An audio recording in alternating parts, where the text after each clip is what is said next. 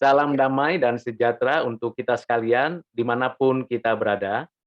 Hari ini saya ingin menyampaikan pengajaran mengenai atribut-atribut Allah berdasarkan pengajaran Alkitab, yang tentunya sudah diformulasikan sebagai pengajaran secara teologis, secara sistematis, dan bermanfaat untuk kita memahami Allah, mengerti Allah dari ajaran Alkitab.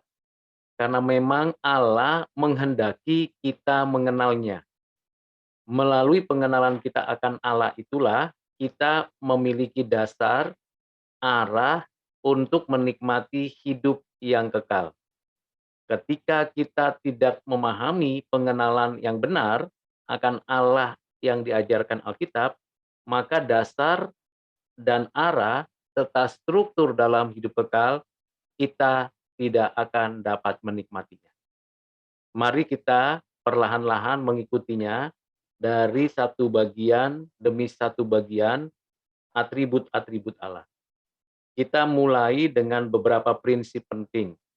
Yang pertama, Allah di dalam keberadaan naturnya atau esensinya menyatakan keberadaan dirinya melalui atribut-atributnya yang dapat dinyatakan, disaksikan oleh kita di dalam firman-Nya, karyanya, dan tentunya melalui anaknya Tuhan Yesus Kristus yang inkarnasi, yang ada di antara manusia, yang telah menjalankan misi Allah dengan sempurna, mati di atas kayu salib, bangkit dari kematian, naik ke surga, duduk di sebelah kanan Allah Bapa, dan datang kembali untuk menyatakan kesempurnaan keselamatan bagi orang-orang pilihan.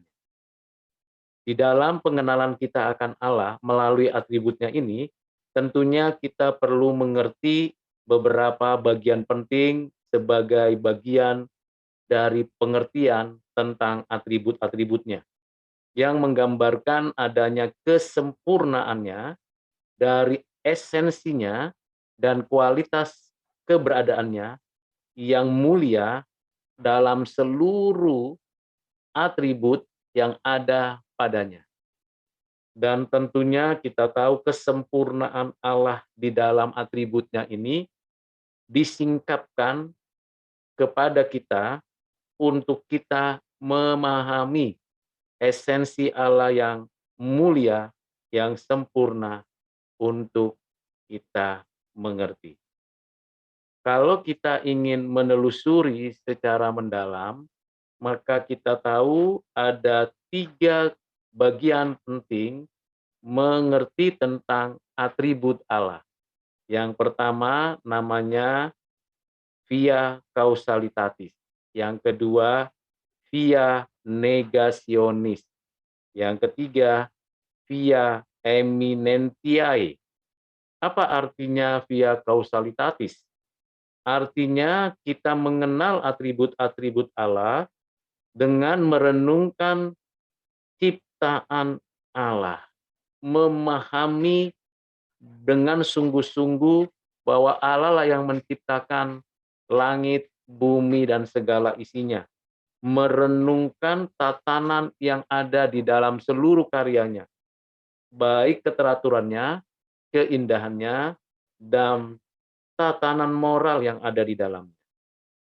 Apa yang dimaksud dengan via negasionis, yaitu kita dapat mengerti keberadaan Allah dibandingkan dengan keberadaan kita yang tidak sempurna. Bahwa dengan kita menyadari ketidaksempurnaan kita, misalnya kita bergantung kepada Allah dan membutuhkan yang lain, itu adalah ketidaksempurnaan kita. Kita dibatasi oleh ruang dan waktu, itu menunjukkan ketidaksempurnaan kita. Tetapi Allah tidak demikian. Allah tidak dibatasi oleh ruang dan waktu, tetapi ada di dalam ruang dan waktu. Bahkan yang menciptakan ruang dan waktu dan perjalanan sejarah dipimpin olehnya. Allah adalah Allah yang sempurna, tidak membutuhkan apapun dan siapapun, termasuk apa dan siapa yang diciptakannya.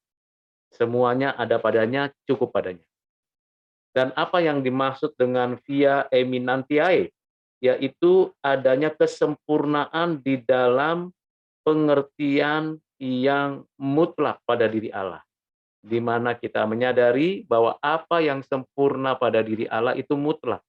Kalau kita bandingkan dengan diri kita memang ada kesempurnaan, tapi sebagai ciptaan yang diciptakan oleh Allah. Kesempurnaan kita itu relatif dan dinamis, sementara kesempurnaan Allah itu mutlak dan kekal untuk selamanya. Dengan pengertian itu, kita menyadari penting belajar mengenai atribut-atribut Allah. Mari kita lebih mendalam memahami tentang atribut-atribut Allah ini, agar kita menyadari bahwa kita sebagai manusia dan ciptaan yang lain itu sungguh-sungguh berada di bawah otoritas Allah, di bawah kedaulatan Allah. Dan dari apa yang kita dapat selidiki, apa yang ada di dalam diri, apa yang ada di alam semesta, kita mengusahakan mengerti tentang atribut-atribut Allah. Tentu ini adalah upaya pembelajaran seumur hidup. Selanjutnya, dengan kita dikaruniakan Alkitab, firman Tuhan, maka melalui Alkitab kita mengetahui secara narasi karya-karya Allah itu menggambarkan atribut-atribut Allah yang menguasainya, yang mendominasinya, yang menjadikan itu ternyata ada dan jadi. Jadi dengan karya-karya Allah yang real, konkret, dapat kita amasi di dalam kehidupan kita, kita akan bisa menyingkapkan apa yang ada pada diri Allah. Misalnya tentang tatanan alam semesta yang teratur dan sistem kehidupan yang indah dan baik. Ini menyingkapkan bahwa Allah adalah Allah yang rasional, Allah yang bermoral, dan Allah yang sungguh-sungguh menunjukkan keindahan, yang sepenuhnya mengatur, menata sedemikian agung. Dengan demikian, kita bersyukur kepada Tuhan karena kita memiliki suatu pemahaman yang utuh tentang keberadaan Allah dari Alkitab. Pada video berikutnya nanti kita akan melanjutkan pembahasan mengenai satu bagian demi satu bagian dari atribut-atribut Allah. Di dalam seluruh pengajaran Alkitab, para teolog, bapak-bapak gereja, dan orang-orang Kristen sampai saat ini mencoba mengklasifikasi hasil inventarisasi dan identifikasi atribut atau karakter Allah yang ada dalam Alkitab. Maka ditemukanlah setidak-tidaknya dua bagian besar dari atribut Allah, yaitu yang incommunicable dan yang communicable. Artinya bahwa ada atribut-atribut Allah yang tidak mungkin ditemukan atau ada dicari padanannya pada diri manusia, pada diri malaikat, atau apapun dan siapapun. Itu memang hanya ada pada diri Allah secara utuh lengkap. Dan ada atribut-atribut yang communicable, artinya yang dapat kita cari padanannya atau kita cari kemiripannya pada diri manusia atau malaikat. Walaupun kualitasnya dan kuantitas keutuhannya itu tidak mungkin sama setara dengan keberadaan Allah. Dengan kata lain, incommunicable dan communicable atribut ada pada diri Allah dalam satu kesatuan yang utuh yang tak terpisahkan. Ada beberapa prinsip yang perlu kita jadikan dasar sebelum kita mempelajari satu bagian demi satu bagian. Yang pertama, bahwa tidak ada atribut yang melampaui atribut-atribut lain. Karena atribut-atribut yang ada itu pada hakikatnya menyingkapkan kesempurnaan Allah. Misal, kita mengatakan Allah itu kasih. Sepenuhnya Allah itu kasih. Allah itu adil. Sepenuhnya Allah itu adil. Jadi tidak ada 50% kasih, 50% adil, tidak demikian. Berbeda tentu dengan kita, bukan? Kita ada perbedaan tingkatan. Tapi Allah, atribut-atributnya itu sama setara pada dirinya sendiri. 100% kalau kita mau memberikan kata ukuran 100%, sempurna seutuhnya. Yang kedua, prinsip yang perlu kita pahami bahwa Allah tidak terdiri atas atribut-atribut yang ada. Jadi bukan membentuk keberadaan Allah. Allah itu adil, Allah itu suci, Allah itu mulia, Allah itu agung, Allah itu tak berubah dan seterusnya. Keberadaan atribut itu bukan menjadi pembentuk dari keberadaan Allah. Jadi ini bukan parcel-parcel yang terpecah-pecah lalu kalau disusun menjadi sebuah gambar yang utuh, tidak demikian. Ini yang tidak dapat kita mengerti secara mendalam dan tentunya tidak dapat kita mengerti secara sempurna. Jadi seluruh atribut-atribut itu memang berkaitan, memang mengikat, tetapi tidak menyusun hakikat, esensi atau substansi daripada keberadaan Allah. Itu justru menyingkapkan tiap atribut keberadaan Allah yang sempurna pada dirinya. Prinsip yang ketiga adalah kalau kita ingin memahami keberadaan Allah dalam atribut-atributnya, maka selalu ada komunikasi, koordinasi, interaksi, saling mengkualifikasi antara yang incommunicable dan yang communicable. Misalnya, Tuhan Allah tidak berubah. Itu salah satu bagian dari incommunicable atribut. Lalu Tuhan Allah penuh dengan keadilan. Itu menggambarkan communicable atribut. Kalau kita ingin menjelaskan keberadaan Allah dalam sisi ketidakberubahannya, itu juga harus dikaitkan dengan keadilannya. Jadi ketidakberubahannya dalam seluruh keberadaannya, dalam seluruh karakter atau atribut Allah, juga di dalam seluruh keadilannya. Demikian juga keadilannya tidak berubah dan kekal selamanya. Jadi saling menyatakan, saling berinteraksi, berkomunikasi pada dirinya Allah yang menyatakan kualifikasi, saling menunjukkan, menyatakan itu. Yang berikutnya adalah keempat, ketidakberubahan dan ketidakterbatasan dari keberadaan atribut-atribut Allah. Tidak mengalami perubahan, tidak terbatas. Bukan tidak dinamis, tetapi tidak terbatas. Bukan tidak bergerak, tetapi tidak berubah. Jadi tidak berubah, tetapi dia dinamis bergerak. Dia atribut-atributnya Allah tidak terbatas, tetapi dapat secara dinamis membatasi dirinya.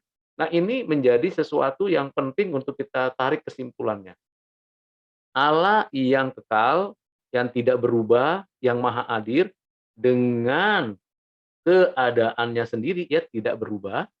Ia menyatakan diri di tengah-tengah dunia manusia ciptaannya yang berubah. Jadi pada saat berkomunikasi, berinteraksi dengan ciptaannya, ia secara dinamis membatasi keberadaannya tanpa mengurangi atau meniadakan atau apapun dalam ketidakberubahannya. Jadi ketika ia menyatakan kasihnya, menyapa manusia berdosa untuk bertobat, dan mengubah hati manusia untuk hidup benar, itu adalah gambaran Allah yang menyatakan atribut kasih dan pengampunannya.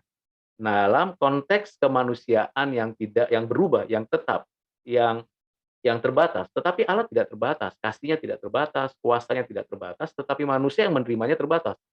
Yang menerimanya memahami bahwa Allah tidak berubah, Allah tetap kekal selama-lamanya, Allah maha segala-galanya, tetapi ketika ada pada dirinya yang berubah, yang sementara, yang terbatas, yang menyadari kapasitas manusia tidak memadai menampung ketidakberubahan dan ketidakterbatasan. Disinilah dinamisnya terjadi. Jadi sekali lagi bagian yang keempat ini sebagai prinsip yang tidak mudah dimengerti bagi kita manusia yang terbatas. Yang kelima adalah sebagaimana yang sudah disebutkan bahwa ada analogi-analogi untuk yang communicable, yang ada padanannya, tetapi yang incommunicable tidak ada padanannya yang dapat kita jadikan tolok ukur untuk kita dapat mengerti tentang keberadaan atribut-atribut Allah tersebut. Semoga apa yang saya jelaskan pada bagian pengantar ini dapat menolong Bapak, Ibu, Saudara kita sekalian mengenal Allah dalam dan melalui atribut-atributnya. Kita bisa baca Alkitab, dan dalam kisah-kisah dalam Alkitab kita dapat mendapat gambaran tentang atribut-atribut Allah. Pada video selanjutnya saya akan menjelaskan satu bagian demi satu bagian atribut-atribut Allah agar Bapak, Ibu, dan Saudara dapat menyimaknya, menghayatinya, dan menyelidiki kebenaran itu di dalam ajaran Alkitab. Tuhan Yesus memberkati saudara sekalian. Amin.